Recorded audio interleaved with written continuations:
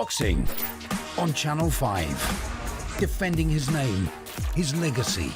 Harlem Eubank, battling his way up the super lightweight rankings. Can he remain undefeated? Big Fight Live, Eubank versus Uruzquieta, Friday at 10 on Channel 5. Raza IFL TV, proudly sponsored by Everlast. Delighted to have with me this Monday afternoon the British heavyweight champion himself, Fabio Wardley. Fabio, got used to it now? Yeah, it's sinking in. It's sinking in. I like the ring to it.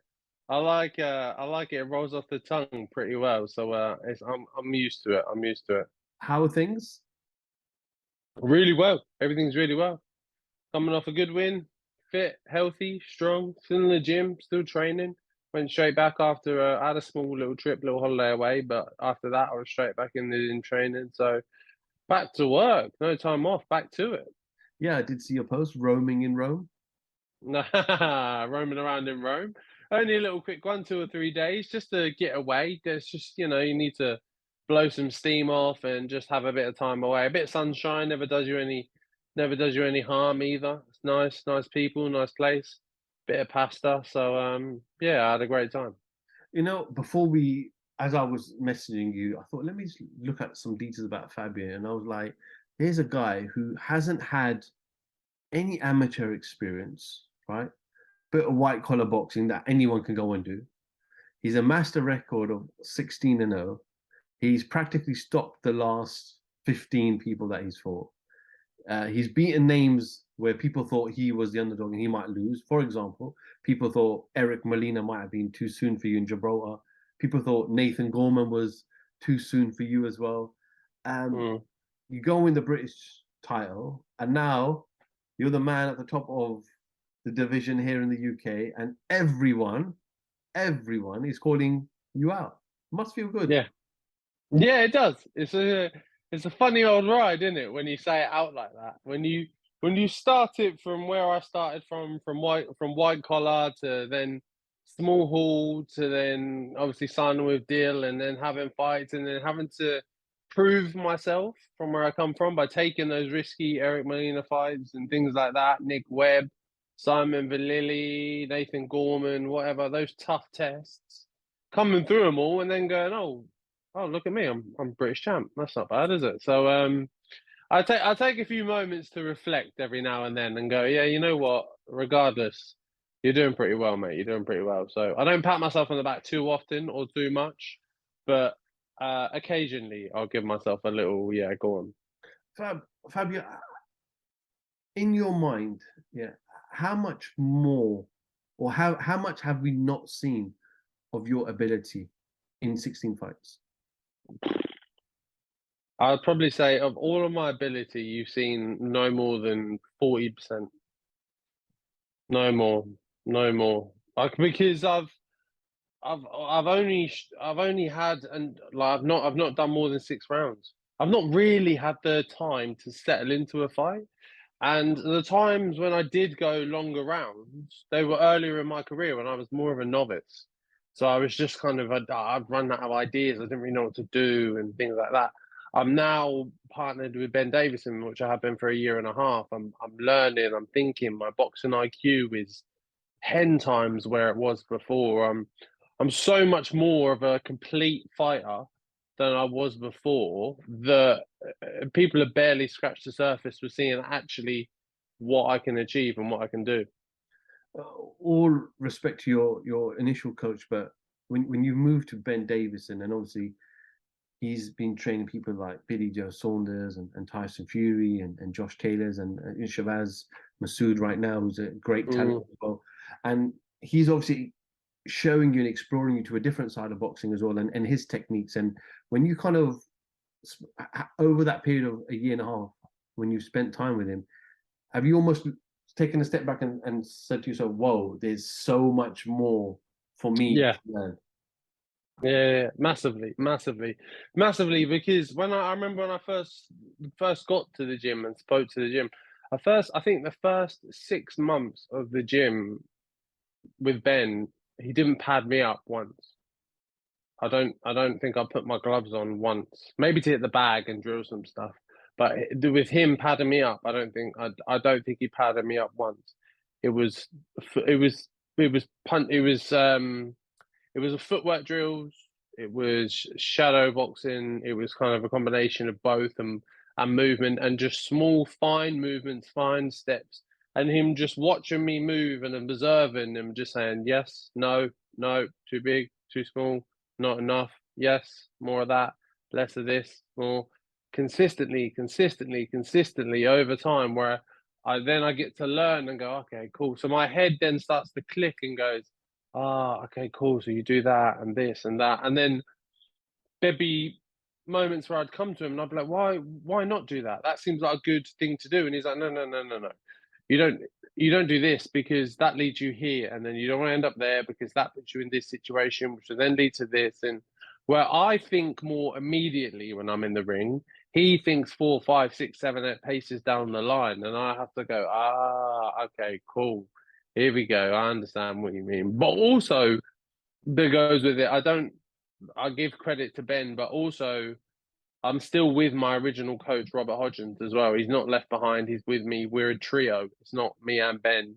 It's the three of us. So whenever I go to Ben's gym, my coach is with me as well. So he's there. We're all learning. We're all meshing together as a plan. We all get on very well. Everything's very cohesive. It works very well. I know you're a very likable person, Fabio, and I know sometimes when people leave their old trainers, they kind of just some part ways on good terms and some part ways on bad terms. You've kind of taken him with you. It shows the kind of person you are as well, that you want to go on this journey with your coach from the beginning to make sure that he is also part of that success story. Of course, because because he believed in me before anyone else did. He said to me early on, you could do some actual big things here, even before I probably thought I could. And then I feel it's not in my character. My character is deeply rooted in loyalty, deeply rooted. And regardless of money, circumstance, profile, whatever it may be that could benefit me, if it outweighs loyalty to me, I won't do it. I won't do it as an option. It just doesn't become an option. So me working with Ben was only going to work as long as Ben was happy to work alongside with my current coach and us be a trio, us be a three, and we can work things out together. That's the only way that was going to work. And thankfully, Ben is a great coach, a fantastic coach with so much experience, and also humble enough to not have, or not egotistical enough to go, no, it's either me or nothing. He understands, he cares about me and my development, and I guess respects my loyalty to my initial coach, who actually we've known for a long time, and they get on well anyway, so it kind of works easily. So it's Monday today. The sun's been out all day, so that's been nice. And I jump on my Instagram and then I see a picture of yourself, Eddie Hearn, Ipswich Town Football Club Stadium. What is brewing at the stadium, Fabio? Who knows, mate? Who knows? we just went for a stroll, really. Went for a stroll, and somehow we just ended up down there. We just thought, oh, look, that's nice and sunny. It looks like a bit of open grass. We was trying to set up a picnic and that. Really, we were just having a little look, but no. But it's Portman Road's a dream for one, and it's also an option. It's a very, right now, currently, a very far away, obscure. There's a lot of things to be confirmed and a lot of things to be settled, agreed, and finite and figured out. It's just an option. That's all. That's all today was exploring an option of something we want to do. Something we want to do with this Frazer Clarke fight. It's perfectly doable, but we need to look at the logistics and the other things and the other bits and bobs that go into it, and the season and the pitch itself and things like that. So there's a lot that goes on. Thankfully, I have a fantastic relationship with the football club. I'm officially sponsored by them for a start. I get on really well with Mark Ashton, the director. He calls my phone probably every week whenever there's something going on in boxing and stuff that he wants to know about it. I'm like his inside track. To be fair, he always calls me for the gossip. So he's funny. He's a funny one. But yeah, today was a great day. It was a great day just to get everyone together in the room and hash out some ideas and put some plans together. But again, it's still very early baby stages. Baby stages. There's nothing of no cement anywhere near just yet. We're just having a look. I mean, the fact that you put a picture out on your social media almost portrays that, you know, this is a big option, and things are probably moving in a quicker fashion than you probably just said. You never know with this game, mate. You never know with this game. Joshua put something out the other day, said he's fighting in December. Do we know if he's doing that? Do we know if he's not? Who knows? A picture, what does a picture really mean? That's the thing. But the same thing I said, a big fight, big occasion needs a big event. So we're trying to look and see if there's a possibility of making that happen. But like I say, it's just it's an option. It's something we're looking at. We Matchroom, DAZN, we want to go heavy on this fight because we know it's a big fight. We know it's more than likely going to go to purse bids. Ed's assured me he's going to double down. He's going to dig in. He's going to make DAZN empty their pockets, and we're going to get hold of the fight. And then if we can, then Portman Road then becomes a very real option. Was going to be my next question. It looks like it will go to purse bids. Sky would want to retain Frazer on their platform, I'm sure, but they have in the past let their fighters go and fight on BT. They let Joseph Parker go and fight Joe Joyce in the past. If Eddie was to lose the purse bid, would he still allow you to go on Sky's platform and fight Frazer on that side? Yeah, I think he would. I think he would. I think he would because he has the belief in me that I'd win anyway. So regardless, okay, fine. I go over there. I win. I have a great fight over there. Big, great fight. You can't deny Sky's reach in terms of what they can do to build a fight. Fantastic, especially a British heavyweight title fight. Me, my story, white collar geezer out of nowhere. Frazer, former Olympian medalist. Great story to sell. Come off that, me, great win, great knockout, KO, finished up, me winning, bring my belt home. It's all good profile building things for me. So I don't think Ed would ever deny me that opportunity. I can't see that in him. I can't see. I would. That's not the. I don't. That's not his character. I don't think. But to definitely confirm that if Sky were to win the purse bid, you wouldn't vacate the belt to stay on DAZN and go a different route. You definitely want the Frazer. So then basically what I'm trying to say, the Frazer Clarke fight, one way or another, is going to be next for you. Yeah, 1000%. I don't care if Top Rank, if PBC, if some Polish international people win the promotion, if Triller wins it, I don't care. If I have to fight on Misfits Boxing, if they win it, I don't know, whatever. I'm not relinquishing my belt. Wherever it ends up is wherever I'm going. It seems like from the back and forth between yourself and Frazer, there's a lot of friendly banter. It's not hatred. I don't think you boys don't. Obviously, you have passion to become the best, and you would want to beat each other. But ultimately, it seems like a lot of respect between both of you. Yeah, of course. I've met him on a number of occasions, and I don't have any actual malice towards him. I'm not the type of person to fake a personality, to fake a persona, to fake a beef with an issue with someone that I don't like or whatever. But just for the pump up of the fight, I think we both are. We're both strong-hearted fighting men who believe we can win the fight. We believe we knock each other out, and we're both very opinionated in that sense, and more than happy to say it. And I don't mind. I don't take any of it personally. It comes with the job. I've got a nice shiny target on my back in being the British title belt, so shots are going to come my way, and it's no problem. I'll turn into Neo from the Matrix and just dodge them.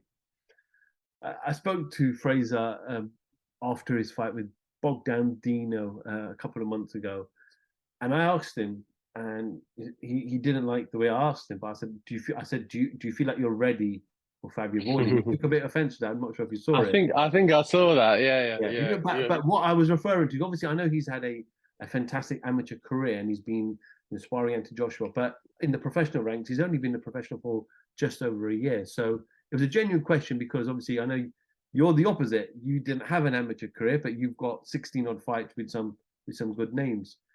How have you assessed his kind of professional game so far? And I think he turned professional February 2022. If I'm right, 6 fights in. I don't know. Maybe, yeah. I'll go with your numbers, maybe. Okay. Well, he's not really done too much wrong. He's not really done anything outstanding either. He's done his job. Ultimately, he's won. That's what you're there to do. That's what he's done. He's not stopped anyone emphatically. He's not had an absolute slugfest. He's not stopped anyone that maybe he was the underdog in. He's not gone through any really harsh situations. I think the massive difference between me and him is that I was born and bred in this professional game. It's where I've learned all of my trade. And I think anyone you speak to will very clearly say to you that the amateurs and the professionals, although it's the same sport, they're two completely different worlds. And I was born in this world. This is where I learned all of my trade, all of my skills. It's how I learned to fight. It's the style of fighting I learned. I've done it since I first laced up gloves. It was all I did was professional boxing. So I know it inside out. So credit to his amateur pedigree and his amateur background and stuff, but I'm not going to go as far as saying it's useless, but it may be overstated as to how useful it is. Looks like the football season won't end until around mid-May. So if I'm guessing, right, if I'm putting my guessing hat on, it's going to be a June or a July fight in the stadium. Maybe. Who says we're going to be in a stadium? It might be the O2. It might be at Wembley. It might be, I don't know. It might be at Spurs. It might sell out. We might do some serious numbers and put it at Spurs or something like that. Who knows? No, look, I don't know right now. Until really purse bids happen, then we have a clearer picture. When is that? Then we really know. You know, Early May, first or second week of May, something like 10, maybe 10th. I think between the 10th and the 13th of May in my head is my thought. So until then, I don't really know much.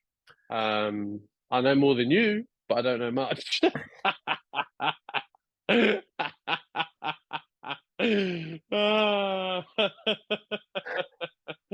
But no, seriously, I don't know. I don't know. We're just, again, in situations like this, you have to cover all bases.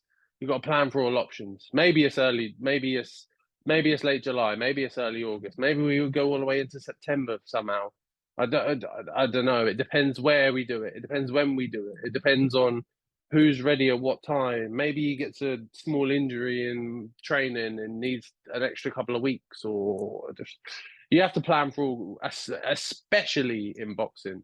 You have to plan for all eventualities. So that's what we're doing right now. We're looking at all options, and then when I know more, I probably still won't tell you. No, jokes aside, I appreciate so much you can say. So my job is to push you. Your job is to give me the answer that you want to give, and I will accept. Just moving away from yourself, just a quick reaction from Joe Joyce's devastating loss on the weekend from with Zhang. What was your initial thoughts when the referee came in and stopped that fight? Good stoppage, needed saving from himself, because Joyce is a big, strong, tough man that would have only gone out on a stretcher. If he'd had no eye, if it had one eye, which it pretty much did, I think it'd have still carried on. So good stoppage was needed. I don't believe it's the end of Joe Joyce in the slightest.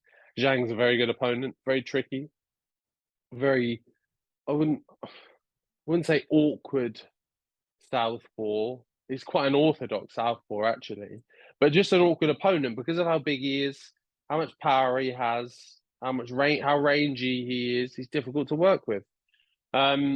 So yeah, I think Joe Joyce needs to go not as far as saying going back to the drawing board at all, but I think head movement or just movement in general has always been a thing for him that there's always been a lack of.